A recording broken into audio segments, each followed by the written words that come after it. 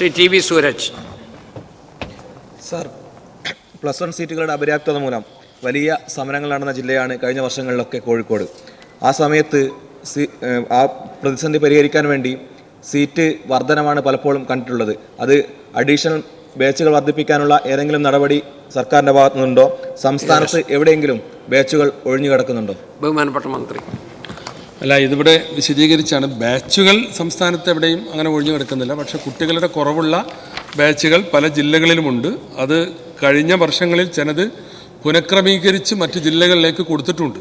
ഇപ്പോൾ എയ്ഡഡ് സ്കൂളുകളിലേക്ക് അത്തരം ബാച്ചുകളിൽ അങ്ങനൊരു കാതലായ മാറ്റം വരുത്തിയിട്ടില്ല. ഏതായിരുന്നാലും ഇത്തവണ ഈ പ്രശ്നം പരിഹരിക്കുന്നതിന് ഗണ്യമായ കുറവുള്ളിടത്ത് ബാച്ചുകൾ, താൽക്കാലിക ബാച്ചുകൾ അനുവദിക്കുന്നതിനെ കുറിച്ചാണ് ഗവൺമെൻറ് ആലോചിക്കുന്നത്. ഇത് ശാശ്വതമായി പരിഹരിക്കുന്നതിന് ചില ഹോംവർക്കുകൾ ചെയ്യേണ്ടതുണ്ട്. അതിനുള്ള സമയം ഇക്കൊല്ലം ഇല്ല എന്നുള്ളത് എല്ലാവർക്കും അറിയാം. ഗവൺമെൻറ് വന്നതും +1 പ്രവേശന നടപടികൾ ആരംഭിച്ചതൊക്കെ ദിവസങ്ങളുടെ വ്യത്യാസത്തിനാണ്. അപ്പോൾ ഇത്തവണ അതിൻ്റെ ഹോംവർക്ക് ചെയ്യാനുള്ള സമയത്തിൻ്റെ കുറവുണ്ട്. എന്നിരുന്നാലും വലിയ രൂക്ഷതയുള്ള ജില്ലകളിൽ അഡീഷണൽ ബാച്ചുകൾ അനുവദിക്കുന്നതിനെ കുറിച്ചാണ് ഗവൺമെൻറ് ആലോചിക്കുന്നത്.